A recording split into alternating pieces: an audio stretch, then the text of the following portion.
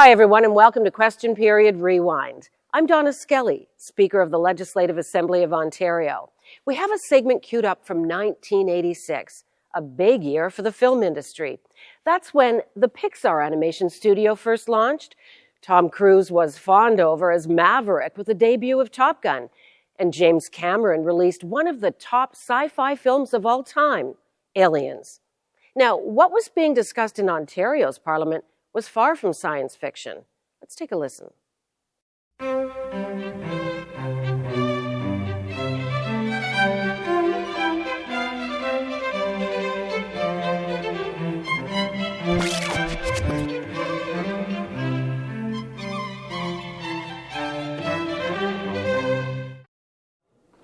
Oral questions? The Leader of the Opposition? Well,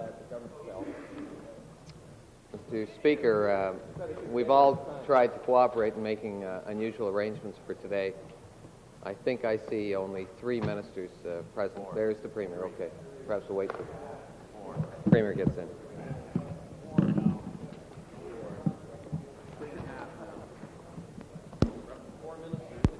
Oral questions? The Leader of the Opposition. My question is for the Premier. I wonder if he could tell us, given the events of the last 2 days, whether he still believes that all that's happening out there is an inconvenience for the patients of Ontario. Premier? Mr. Speaker, I do know that the Ministry has emergency plans in place. There is inconvenience, there's no question about that. There was the specific cases reported, as you know, from a variety of sources, members of the House, the media, and others. I can assure you that each one of those is being followed up in substantial detail, and the Minister, I know, is on top of the individual circumstances of the vast majority of those. I would caution my honourable friend not to create the impression that there's an emergency or a situation that is in any way out of control. It's not that situation at all. There are physicians in the hospitals. People are being attended to. Physicians are fulfilling their professional responsibilities. But it is, as the honourable member says, very inconvenient to a number of people. Supplementary? Well, I want to go farther. I believe that to each individual patient, to the parent with a child that needs urgent attention, at least in the parent's view, and to the patients themselves who have anything from heart to cancer difficulties, to them I think this is more than an inconvenience. I think they see it as a frightening circumstance, and I want to say, as an average citizen of Ontario, I am worried, scared, and on occasions maybe even frightened about what's happening. Order. Question, please. Therefore, my question to the Premier at this 11th hour is: wouldn't you agree that, setting all other considerations aside, now is the time, with no loss of reputation or face, to buy some time, send everyone back to work tomorrow morning by asking for a mediator? Premier? Mr. Speaker, we've had this discussion in the House on a number of occasions, and I'm very much aware of the honourable member's point of view on this matter, that we should, I presume, withdraw the bill and mediate or negotiate or something else. I say to my honourable friend, this has been going on for almost a year now. The bottom line of those many, many discussions and meetings, formal and informal, is that there's a difference of opinion. The OMA does not want to end extra billing, and I believe it is the will of this legislature and the people of this province that they do want to end extra billing. Now, these strong clashes and of opinion bring me no joy as the Premier of the province, let me assure you. But on the other hand, I don't think we can just walk away from these problems or postpone them forever. It's a judgment call when one does the various things that have been done. My own view that the Minister has handled this situation with exemplary judgment and fairness. But it is a difficult situation, I acknowledge it, and I just don't think you can always buy peace.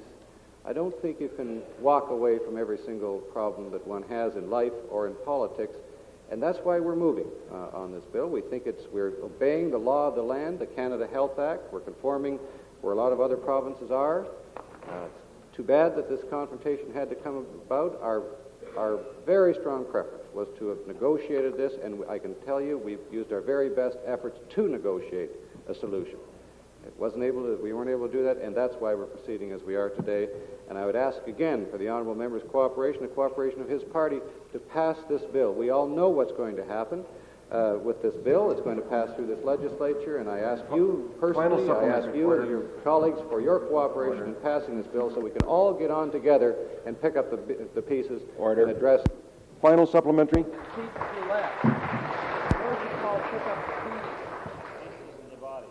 I want to say I believe the Premier has misjudged, underestimated the anger and resentment out across the medical profession on every single turn over the past several months. He has got at least to acknowledge that he is as worried as I am and others are about the fact that there may be very many doctors out there who are going to take action, not at direction of the OMA, but out of anger over what has happened. Given that circumstance, and given the indication by the OMA yesterday that passage of the bill will not deter them from their activities, wouldn't he agree that the kind of cooperation he now should be seeking is the kind of cooperation that maybe, just maybe, a mediator can bring to the circumstance? In asking that question, might I indicate to the Premier that if he wants to propose any solution whatsoever in terms of the speed of passage of this bill, anything else, any solution which involves the appointment of a mediator, the Progressive Conservative Party of Ontario will indeed give you the cooperation you request. Say to my honourable friend, our judgment is at this point you can't mediate the basic principle, and walking away from that, withdrawing, is just running away from the inevitable in this situation. It's a good theory, but let me tell you, in the circumstances, in my view, it won't work. I recognize, as you point out in your question, of the anger of a number of the members of the profession, but I also believe that they are mature professionals. As much as they dislike the vast majority of what we are doing, we will be able to sit down, hopefully not too long from now, and sort out and work out together some of the problems that face not just the professionals, but all the people of this province in the healthcare delivery system. And my sense is that the vast majority will fulfill their professional responsibilities in that regard. Their concerns about freedom, about some of the things that have been raised, let me tell you, we're prepared to sit down with them and address those over the long term. New question. Speaker, my second question is for the Premier as well. Premier, given what you've just said, I want to tell you that I believe that because of the harsh words you and the Attorney General and the Minister of Health have used over a period of months, it would indeed be difficult for a mediator. I want to acknowledge that. But, Premier, I want to appeal to you at this 11th hour. If a mediator has one chance in 10, if a mediator has one chance in 100, it is worth the opportunity before inconvenience, to use your word, before inconvenience turns to tragedy. It is worth the one chance in 10 or 100 to bring in a mediator to try and get them back to work. Why won't you take that small chance that mediation will work and get everyone back to work tomorrow? Premier. Mr. Speaker. Premier. I disagree with my honourable friend on 2 points. Number one, I do not believe that the Attorney General, the Minister of Health, or myself have used so-called harsh words in this discussion. I think that you've seen a minister carry an extremely difficult situation with great temperance and great judgment, as there were harsh voices flying all about in this debate. Very strong reactions on both sides in this House, and I don't need to quote back the things that have been said by all in this House before. But when the minister, as he is charged with the responsibility of carrying a very difficult load, I think he's frankly shown exemplary leadership and great self-discipline and patience in the circumstances. Now, secondly, back to your suggestion that there's a 1 chance in 10 or 1 chance in 100 or whatever of a mediator solving this problem, I don't share my honorable friend's view of that situation. You see, we have had so many meetings with these people. They are in favor of extra billing. The government is against extra billing. That's not to say that there aren't many things, common concerns that we do have, and those were discussed and will continue to be discussed in the long term. This is not as if we're mediating between a 4% and a 6% raise where you compromise at 5% and everybody wins and everybody loses equally.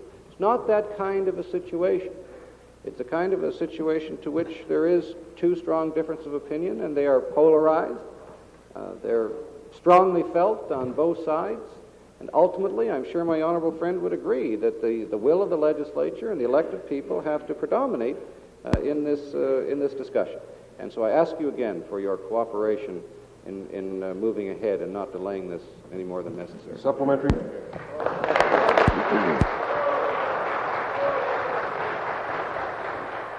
The Premier cannot today, could not yesterday, and will not ever be able to get away from the reality that his determination, blind determination to push this legislation and to have it all his way, has been the single determining factor in the withdrawal of services that we have today. You'll never get away from that. That's the reality. If you wish cooperation, Premier, if you wish cooperation from this party, more importantly, from the doctors of this province, there is one and only one way to get it. The OMA has told you clearly, put in a mediator. Put in a mediator. My question to the Premier is this. Order. My question to the Premier is this. Question. Given the fact that more than just short-term damage has been created, more than that in terms of the harsh words and rhetoric, and I say to the Premier, they are not the words used by the Minister of Health, you're right. They're the words that the Premier of Ontario used consistently throughout this piece, which has so dramatically alienated the OMA Question. that you'll never be able to do anything in the healthcare system. May I ask the Premier, will you consider supporting the reasonable amendment we have put through this afternoon? It is your last chance. Support the appointment of a mediator. You can have everything else your way, as Premier. you are determined to have. Order. Will you give us a mediator Premier. this afternoon? Mr. Speaker, to the honourable member, I would not agree with his characterization of my words being harsh. And I recognize when a difficult situation like this, I personally will be attacked. The minister has been attacked. Good Lord, he's been attacked in this House more personally in every other way than I've seen in a long time. And he's when one takes one responsibility, one has to accept that. And on one hand, for the people that are, some people would want to think the government has been too slow, others think we're too fast. These are judgments that have to be made. I say to you again, I think exemplary leadership has been demonstrated on this issue in a fair-minded way, and I do not feel that your amendment will do anything except defer problems. And I tell you again, one of the functions of leadership is to face problems squarely and not defer them, and in my judgment, the ministry has done that. Final supplementary. The true test of leadership, Premier, is not to prove you have power. Everyone knows that. The true test of leadership is not to show you can beat a group or have your way. Everyone knows you have, and everyone knows that one way or another you will have your way. That is not the true test of Supplementary. leadership. The true test of leadership is not how tough you can be, but how fair you can be. The true test of leadership...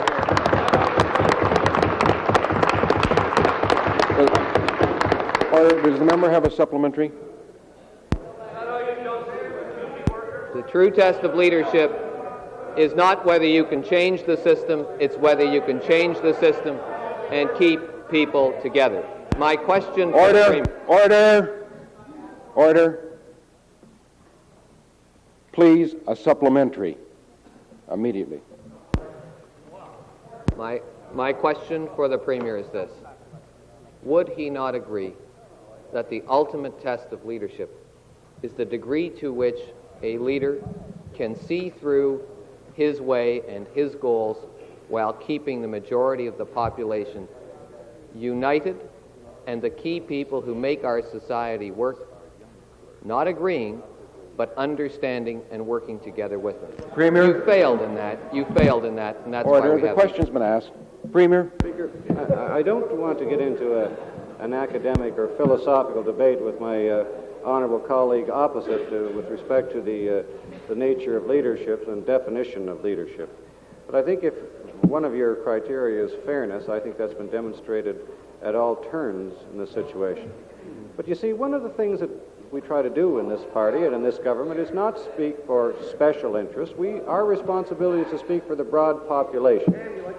I think you know, as I do, the will of this legislature, and I suspect the will of the majority of people.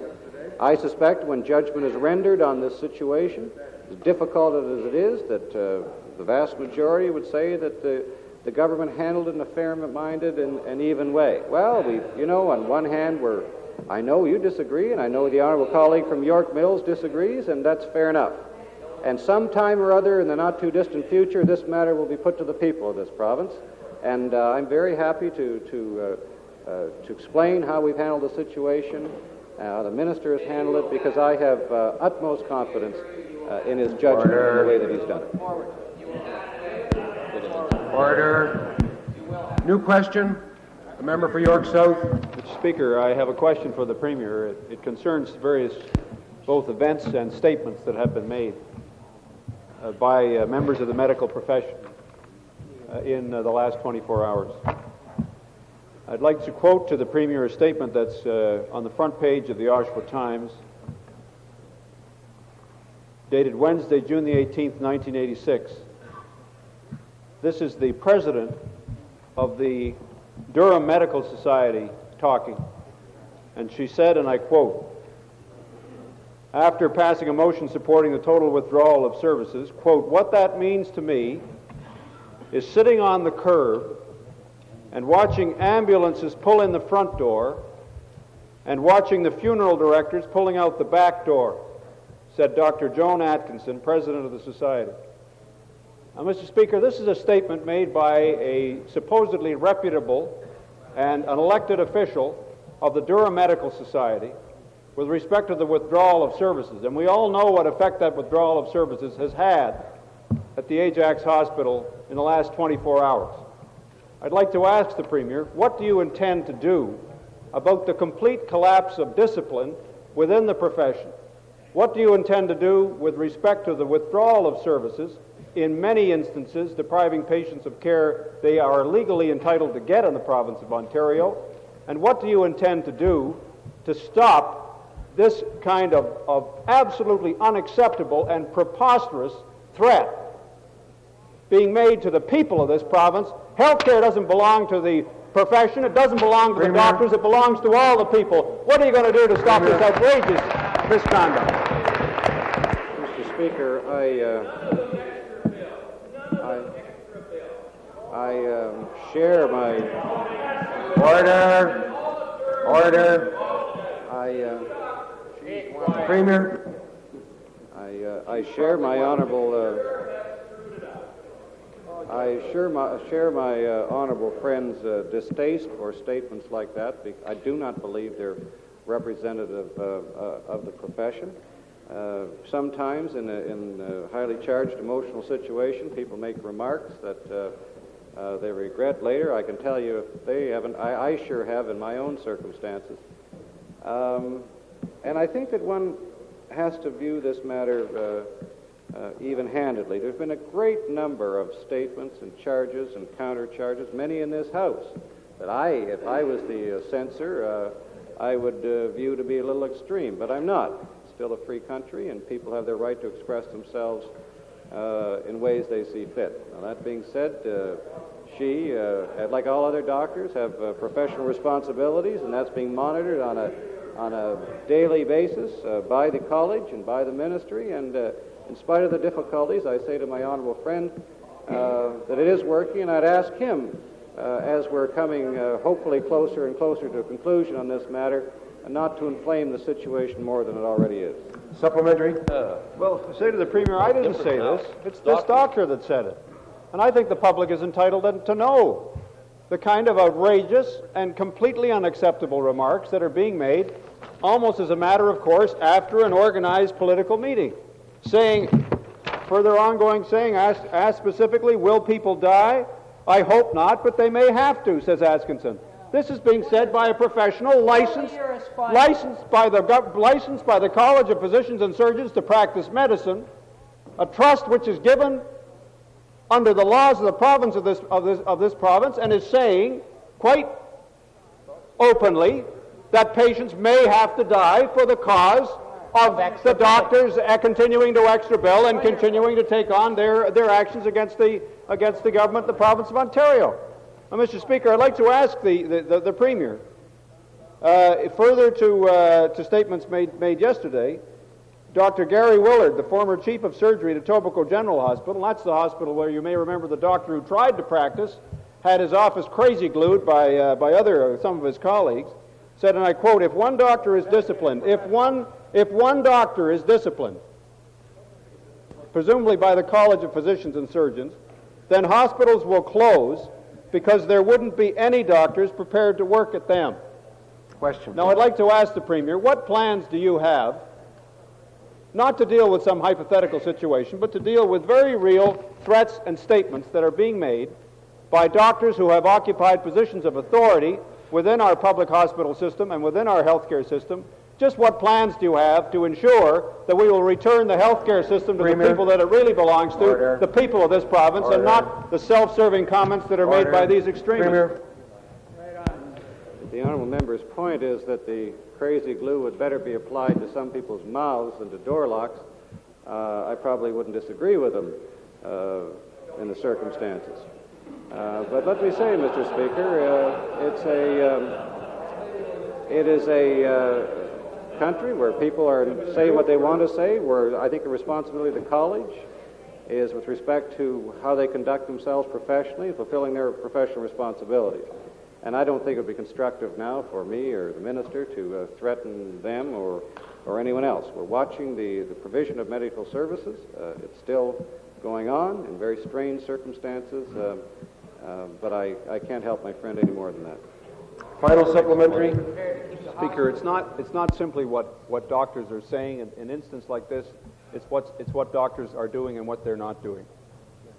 That's what's at stake here. It's not simply the idle comments that are made. It's what is being done to patients. I'd like to ask the Premier again, because I don't think he's answered the question. What plans do you have to address the denial of services to people who have come to expect those services in this province, who need those services, and who are not merely being inconvenienced, but in many cases are put into situations which are threatening and excessively risky? I hope the Premier would at least agree with that.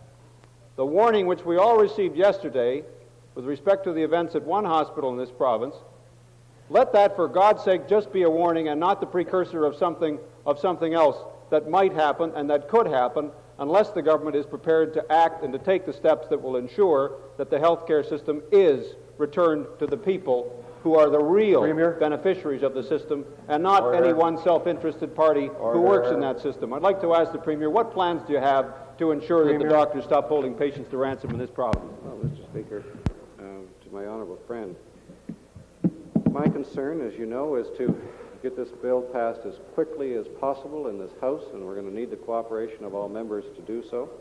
And then my concern, obviously, is to try to pick up the pieces from a very difficult situation. The doctors have raised some concerns. We're going to try to address those.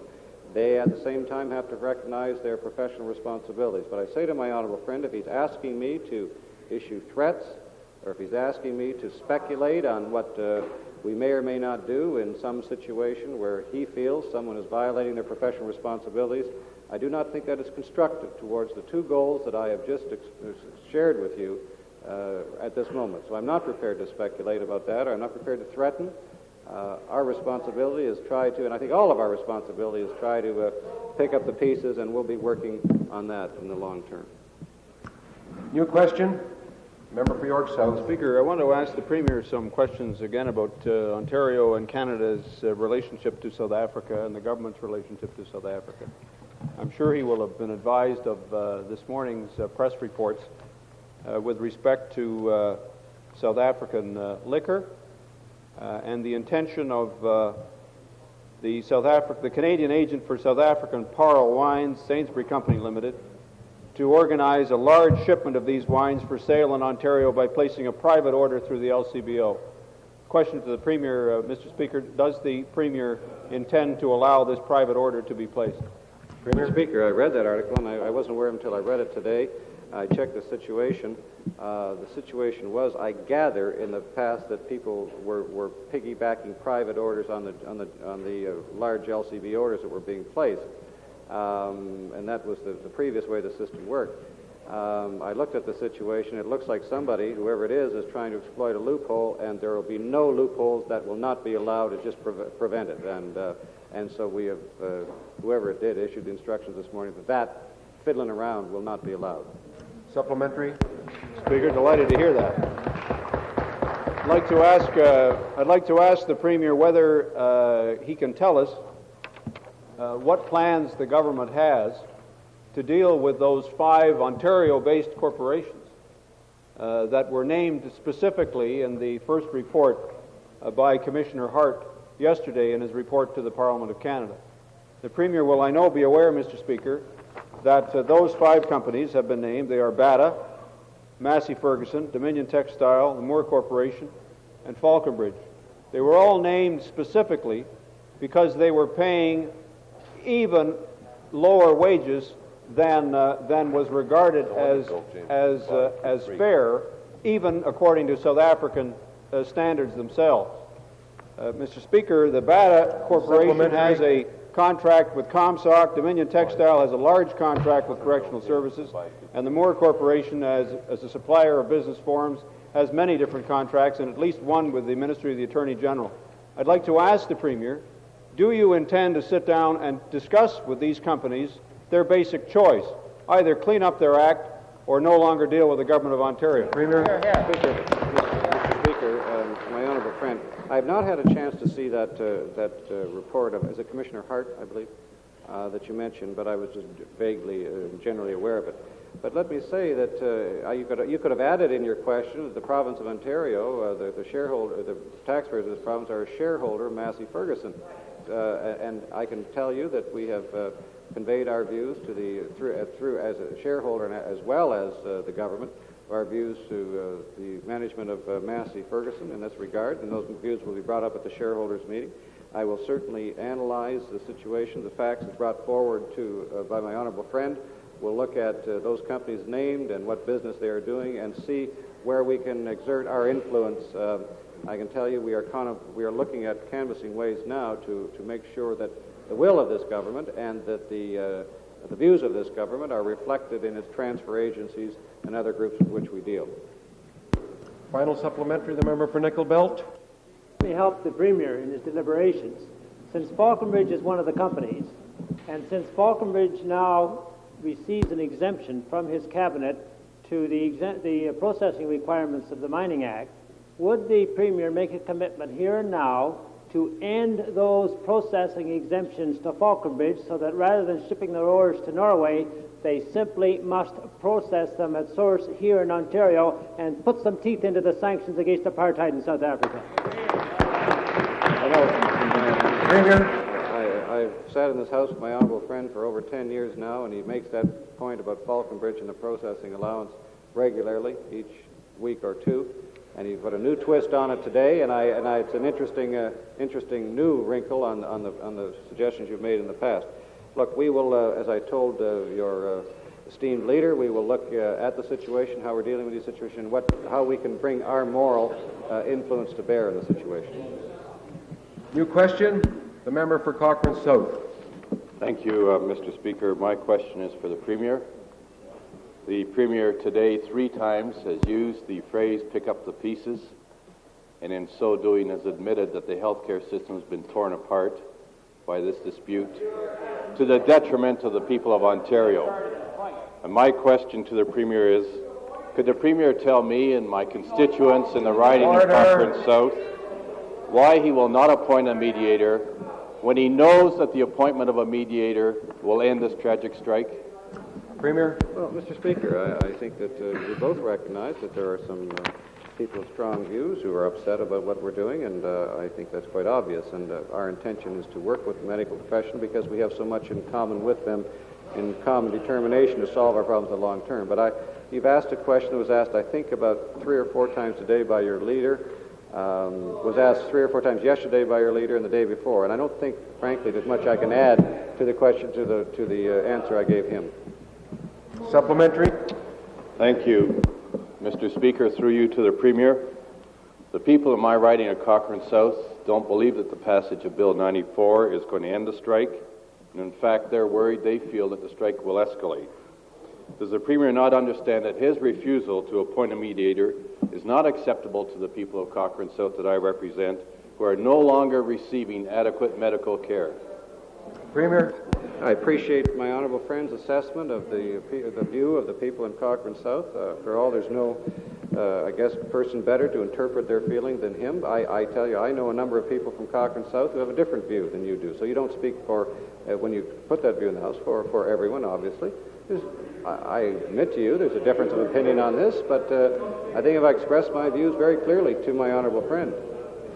New question, the member for Port Arthur. Thank you, Mr. Speaker. I'd like to put a question to the Premier about South Africa and Ontario's relations with it.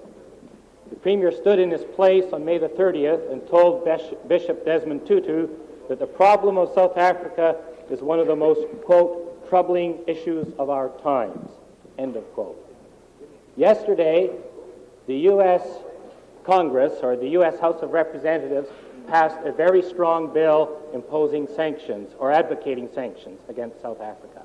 Yesterday, the federal government released a report indicating that 3 companies that the government of Ontario does direct business with, purchasing from, violates even Canada's weak code of conduct. Yesterday, at great risk to himself from inside South Africa, Bishop Tutu called for sanctions by the international community. When are you going to live up to your words given to Mr. Desmond Tutu in this House on May the 30th? Premier?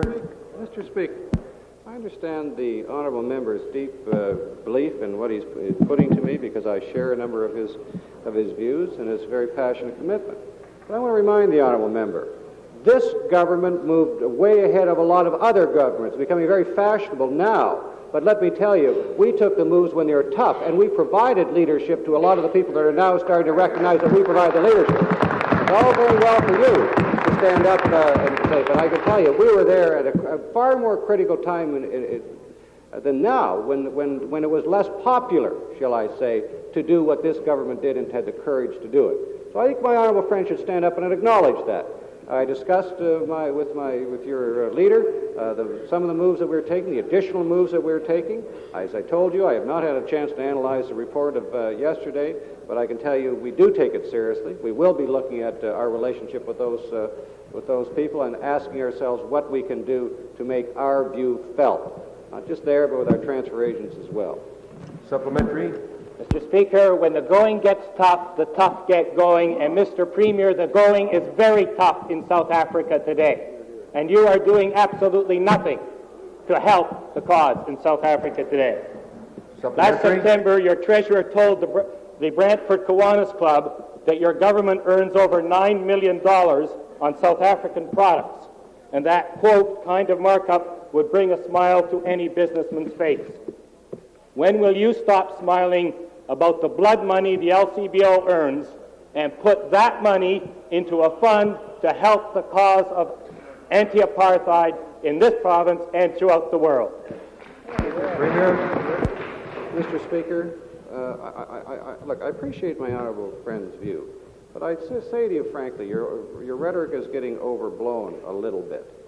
It was this government that invited Bishop Tutu to speak here, and which was interpreted according to the bishop. Well, let me say, the bishop told me was one of the most very important, one of the most important things we could do as a country, to give him the legitimacy of speaking here in our legislature, and he was very grateful and appreciated having that kind. We have provided leadership, frankly, long before you have even brought these matters up in this House. I'm not questioning your sincerity, but let me tell you something. We're moving in a number of ways on these matters, and you're quite entitled to make all the speeches you want. I can tell you we are moving on these matters. We have been moving. We've been moving for a long time on these matters. And I think there are many people, objective observers around the world, who have a great deal of respect for the leadership that this government has provided in this matter. New question, the member for Sarnia. Mr. Speaker, my question as well is for the Premier, who's having a busy day.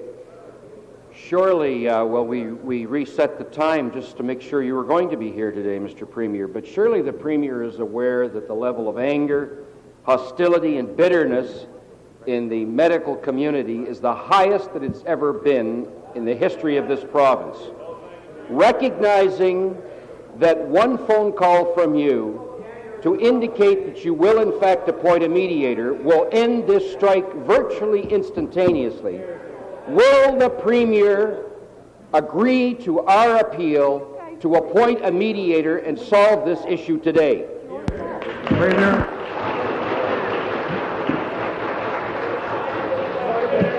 Mr. Speaker, I've answered this question many times. I just wish the honourable member had used the phone to make his point a little more poignantly. And why don't you send the phone over to me? I'll keep it for sure this time. Well, we sent it back.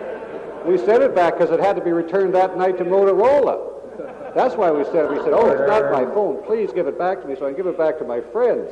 So we sent it back to you, and I'm glad to see it every day here. It reminds me I should have kept it. But I've answered that question to your leader, to the member from Cochrane South, and many, many others. And let me just say to my honourable friend, because he may not agree with me or maybe doesn't understand the point, if you really think this is a matter of one phone call, let me tell you, you have sorely misjudged a very complicated discussion that's gone on for a year. What you're asking me for, and stand up and ask me to, back off. If you're asking me to back off, the answer to you, my friend, is no. Supplementary. I would have to suggest through you, Mr. Speaker, that the Premier has sorely misjudged this issue. If he thinks that by pressing on with Bill 94 that all is going to be well the day after that bill is passed, if in fact it is passed, he is sorely misjudging the people of this province. Let me tell you.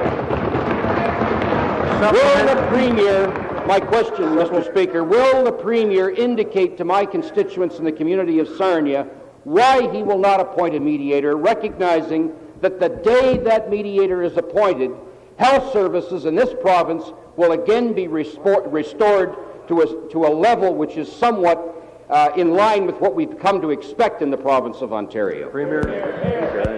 I'm answering the same question again, but I'll happily answer it again to my honourable friend. Because you can't mediate the situation that has presented itself. Is that simple? Well, let me tell the honourable situation. You can't mediate the Canada Health Act.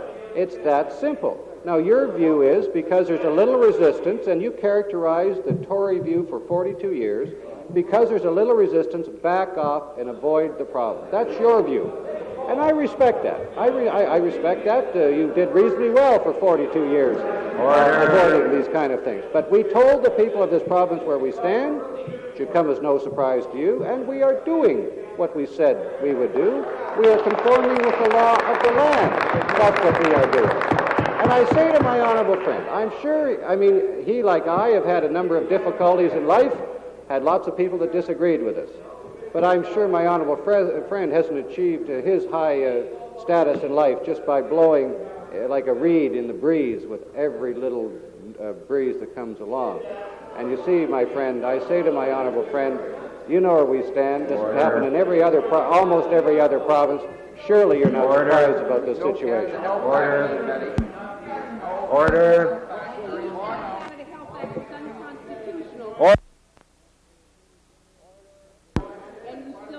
Order. Perhaps the Attorney General and the member for York Mills would discontinue their discussion. Once again, I'll remind the members you're wasting time of other members who wish to ask questions. New question, the member for Hamilton East. I have a question of the Premier, Mr. Speaker. I'm wondering if the Premier can tell the House which wing of the Liberal Party he belongs to, the Lloyd Axworthy Turner wing, which is increasingly concerned about the free trade talks going on, or the Donald Johnson, Michael Robart, Donald MacDonald wing, which seems to favor such talks, and why his provincial government gave away access to the security industry to the Americans without anything returned. A move comparable to the Tories giving away FERA or the National Energy Policy or cruise missile testing when they could have used them as bargaining chips. Premier? Speaker, first of all, I want to tell you how delighted I am that I showed up at 1 o'clock today. And in response to my honorable friend, I can't speak for the various wings he defines of the Federal Liberal Party. You know where we stand on some of these issues. Well, I had noticed that I was listening to Ed Broadbent the other day. He's now in favor of sectoral free trade arrangements. So I don't know. It's tough to know anymore. So let me ask you, are you on Ian Dean's side or Ed Broadbent's side of the great free trade debate? I have no idea. But I think the question was asking me about our re-regulation of the securities industry and my friend's concern that perhaps we should not have done it. Let me tell you something. That is not in any way related to those discussions, because it is a move to make our securities industry more competitive internationally. The securities industry does not belong to the United States any more than it belongs to Tokyo or London, England, or Geneva or Toronto. It's all of those places, and it's moving fast. And what we have done by moving on re-regulation of the industry is allow our financial industry to be world-class so we can build a bright future in this province. That's what we've done. Order. Supplementary. Supplementary, Mr. Premier. Peter Murphy, the U.S. negotiator, has made it very clear that the Auto Pact is on the table in comprehensive negotiations. The Prime Minister of this country is either so badly briefed or deliberately wrong that he equates the Auto Pact with free trade, and given the devastation that could result from the loss of jobs if there is changes in the Auto Pact arrangement with the U.S. as a result of free trade talks, can the Premier not now see the advisability of doing away with these comprehensive talks, and yes, maybe taking a look at whether or not we should be taking a look at issues sectoral by sectoral? Premier? Speaker, and I appreciate my honourable friend advancing the new position of the NDP on this matter. I always like to keep up in these situations, and please never put me in a position in this House where I have to defend Peter Murphy or the Prime Minister in this regard, because I have no idea what they're doing or what they're saying or what they mean that particular day. Now, as you know, I have put to the Prime Minister in very forceful terms the importance of the Auto Pact, and I was delighted that he recognized the importance of that document. You'll notice his speech the other night when he said that these discussions were like creating the Auto Pact, and he said it was such a wonderful thing, and how the progressives of the day were denounced by the naysayers, the NDP and the Conservatives of the day, which is an interesting story, because he thought it was a Conservative initiative, but it was really a Liberal initiative that so served this country very well. Now, I'm saying to my honourable friend, I don't know what those guys are saying today or yesterday, but I'll tell you my position is clear and constant, and has been since we started this discussion, will continue to be. We're going to protect those auto workers, and I know you're going to help me in that job.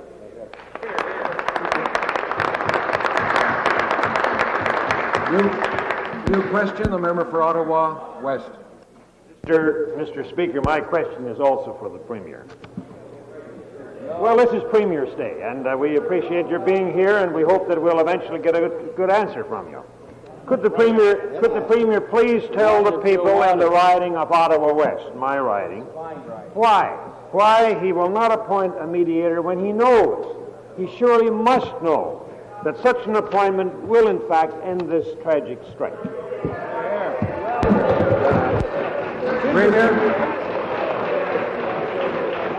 Appreciate the very thoughtfully worded question that my friend has put to me.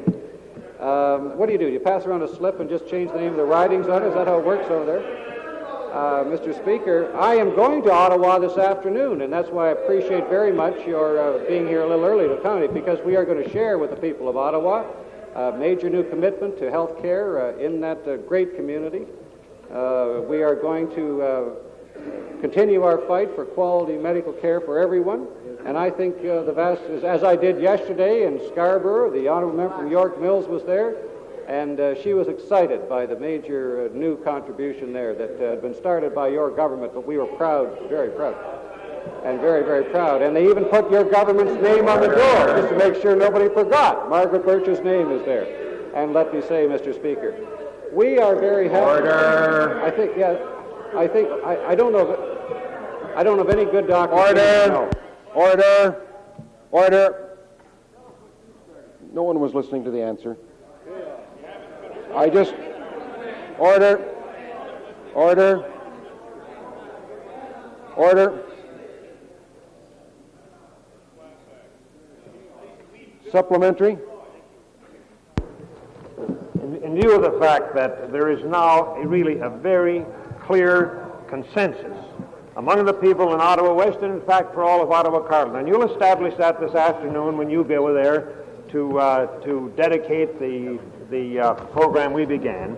But in view of the fact there is now this very clear consensus among the people that the best way to end this strike is not by a forced and arbitrary passage of Bill 94, but the appointment of a mediator. Why does the Premier continue to refuse to recognize and accept this collective wisdom of the people of Ottawa Carleton who stubbornly refuse to appoint a mediator? Point of order. Mr. Speaker, this member purports to speak for the people of Ottawa Carleton. They're reporting a consensus for the foolish notion that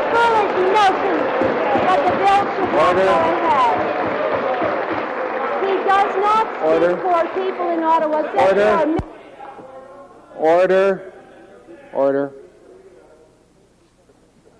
I believe you finished your supplementary. Premier. Mr. Speaker, I was really, but I simply want to ask the Premier again why he refuses to recognize and accept the collective wisdom of the people of Ottawa West, who stubbornly refuse to appoint a mediator. Why go against the collective wisdom of the people when you're the champion of open government? I find it very curious that the people of Ottawa West are all of that view, and the people of Ottawa Centre are all of that view. I mean, is that Ottawa West people are calling her saying they disagree with you? My honourable friend, let me just say to my honourable friend, and I think we've answered this, but I'm going to Ottawa this afternoon. I invite the honourable member to come with me. I'll be leaving in about 15 minutes, and we will go up and discuss this matter with the people of Ottawa West, and then we can both form our own conclusions about what they really think. But I tell you, my honourable friend, this: I'm prepared to go to Ottawa West or Ottawa anywhere or anywhere else in this province and tell the people where we stand on this issue. And that's why I don't think I agree with your assessment of how they're feeling at this moment. Pack your bag, Robert. Pack your bag. You question the member for Sudbury East. I have a question of the Minister of Labour. Regarding the death on June the 16th of Hector Goulard, a 36-year-old miner killed at Strathcona Mine from ground problems. On June the 20th, the Minister will recall, it's the second anniversary of the four miners killed at Falconbridge just 2 years ago. The government established the Stevenson Commission, which reported back in February. People thought there was going to be some action. To this point in time, not one, to our knowledge, recommendation has in fact been adopted. Can the Minister tell us when he's going to put some substance to the words he's been spouting about the Stevenson Commission since it reported? Minister? And there's been no substance to this Minister. time?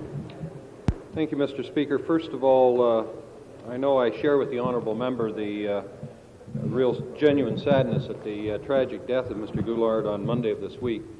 And I can indicate to the honourable member that a full investigation of that tragedy at Falconbridge at the Strathcona Mine is still underway.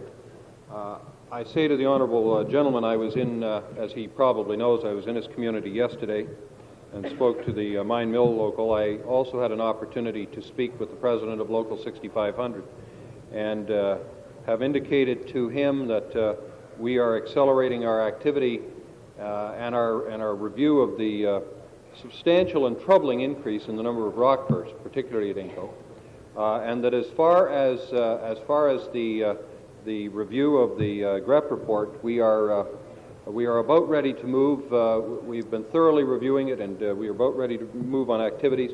And I can indicate to him that the very first thing we're going to be doing, and we are doing this right now, is we are moving in terms of getting additional ground control engineers. As you know, Mr. Member, there's only 2 in the north now. We clearly agree with the Stevenson report that that is inadequate, and I give the honourable member a commitment. We are moving as quickly as possible on that. Supplementary. I'm sure the minister is aware that in the past 20 years, there have been 82 miners who've lost their lives from ground control problems. And that last year alone in Ontario, there were 106 rock bursts in this province. Now, I appreciate the fact that you're going to hire more.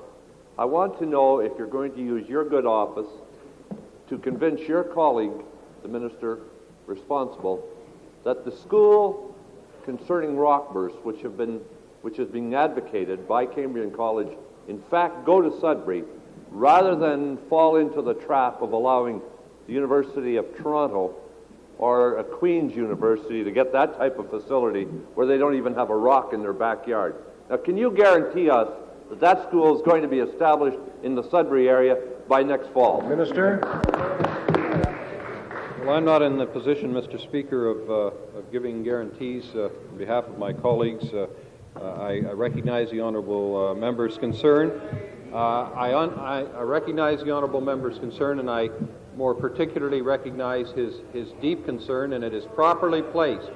It is properly placed, in spite of what my friend from Bell would say, it's properly placed in terms of rock bursting activities. You know, I was speaking, Mr. Speaker, with the president of Local 6500 of the Steelworkers Union about this whole issue of rock bursting and about what he considers to have been some near tragedies. And as the president of Local 6500 said, Mr. Speaker, I as well don't want to be lucky in terms of rock bursting. I want to ensure that absolutely everything is being done to protect the miners of Northern Ontario, indeed all of the miners of Ontario, from the kind of dangers that could lead to a tragedy, the kind of which we've seen all too often in our province. New question. The member for Brock. Mr. Speaker, my question is to the Premier. I have a copy of a letter dated June 13th addressed to you, Premier, and signed by George Goldford, Chairman of the Board of Governors of the St. Catharines General Hospital, wherein he states it is time to bring a mediator into the dispute and urging you to take this step immediately. This board is charged with a major part of health care delivery in St. Catharines. Will you listen to the board's call and appoint a mediator and end this dispute before you destroy the very health system you claim to be protecting? Premier? Mr. Speaker, to my honourable friend, I'm sorry I've not seen that letter. It may be in my office, but it's, as I'm sure the honourable member can appreciate, we're getting a lot of mail these days. But if you would be so kind as to convey to the chairman of the board that I appreciate very much his advice, but if you could describe the position that this government has taken in the matter, I'm sure he'll understand and understand the reasons why after you convey it to him. Supplementary. The member for Mississauga South. Mr. Speaker, my question is also to the Premier. Since the Premier By has way said, of supplementary? Yes. Since the Premier has said this afternoon in his own words that he's very much aware of the opinion of the leader of the Progressive Conservative Party, I would ask why he is not aware of the opinion and needs of the people of Ontario, and in particular over 1 million people who reside in the regions of Peel, Halton, and Niagara. These people know that passing of Bill 94 will be equated with putting gasoline on a fire, and they are as concerned as the Board of Governors of the Credit Valley Hospital, who have also asked the Premier to appoint a mediator. Will he now meet that request? Premier. Speaker, I appreciate the honourable member's view. We said we're not prepared to withdraw the bill. If that's what my honorable colleague is suggesting to me, well, then you'll tell me, mediate what? And then let me ask you this. Will you go ahead and pass the bill? Why don't you go ahead and help us discuss this bill and pass it in the House? Then we'll sit down and what do you tell you? We'll sit down happily sit down with the medical profession and discuss any issue they want to discuss and work it out. But if you're asking me to withdraw the bill, I don't know, you're wagging your head, or you're shaking your head. I have no idea what you mean by that, whether you are in favor of withdrawing the bill or not. But we're not going to withdraw the bill. And if you convey that to the people of Halton, Burlington, Peel, and Niagara, I'd be very grateful. New question, the member for Sault Ste. Marie. Thank you, Mr. Speaker. I have a question for the Premier in regard to an important recommendation from the Rosehart Commission report on resource-dependent communities that relates specifically to the Premier's stated support for the development of new technology in the province of Ontario. The recommendation states, to be clear, that there be established in the North a Northern Technology Research and Development Institution to provide technical support for Northern development initiatives. It is suggested that such an institute would have a close working relationship with the Ontario Research Foundation and that the work done have direct benefit to the development of secondary manufacturing in the North. Does the Premier support this recommendation? And if so, when will this recommendation be implemented by your government?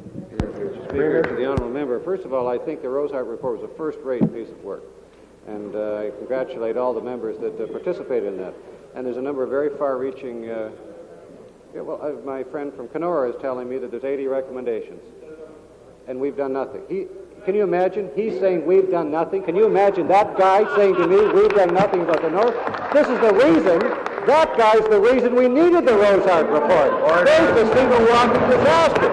There's an example why you never, ever give one man too much power because he follows it all up. We've been picking up the pieces for your short-sightedness since we came over here. Now, surely, I say to my honorable friends, I don't want to be personal, but you are the last person in this House who's questioning on Northern issues. Order.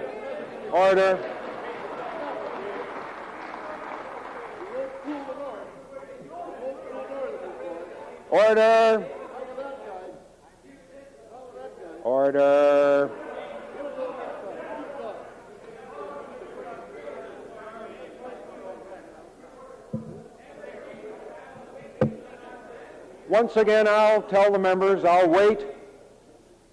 I'll just wait. The time's going on. You're wasting time of other members. Supplementary, the member for Sault Ste. Marie. Well, I certainly sympathize with your sentiments in that regard. It's a normal reaction. But I don't think you addressed the question that I asked. I asked about the Northern Development Research and Development Institute that was proposed for Northern Ontario to support technological developments in the North. Will the Premier support that recommendation so that we see that technology is developed in Northern Ontario that will support the development of secondary industry that will enable us to fully utilize our resource potential in the North as well as fully utilize the people potential we have in Northern Ontario? Here.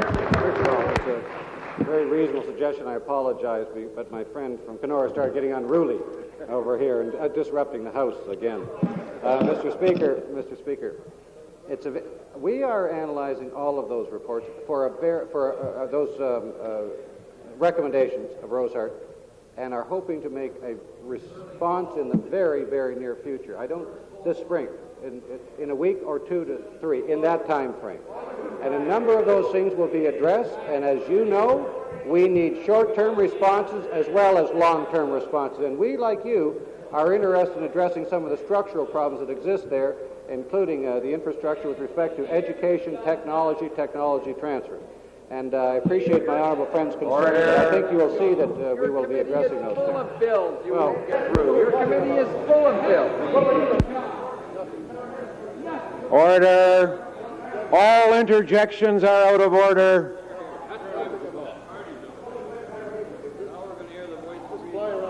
Order. I come. I'll wait. Order.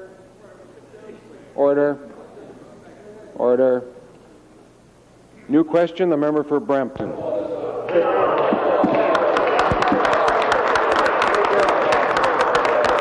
Keep clapping, the clock's running out. My question, Mr. Speaker, is to the Minister of Consumer and Commercial Relations. I would like to inquire of the Minister as to whether or not the province of Ontario was consulted with by Mr. Crosby in determining the proposed amendments to the criminal code dealing with obscenity and pornography. Order. Mr. Speaker, Minister. it is my understanding that the Ministry of the Attorney General was in consultation with the federal minister and made representations to them and suggestions that were in fact incorporated in their recommendations. Supplementary. Mr. Speaker, my supplementary is, assuming that these amendments have passed, what effect, if any, will that have on the present censor board? Minister. Well, Mr. Speaker, we have generally been supportive of the recommendations with one exception, and that exception is a relatively broad basket clause that describes activities in a very broad sense. We feel that there has to be some narrower definition, otherwise it's going to make it very, very difficult for the Film Review Board to function, because they will not be able to really identify what is meant by that. New question. The member. Stormont Dundas, Glengarry. Thank you, Mr. Speaker. Through you to the Minister of Health. Minister, I sent you a note last Tuesday regarding the Mount Carmel House Alcohol Treatment Center. We're still awaiting a reply, Mr. Minister. Will you let this alcohol treatment center close down? They were not able to meet their payroll last Thursday. Are you going to let them close down, or will you give them some Minister. help?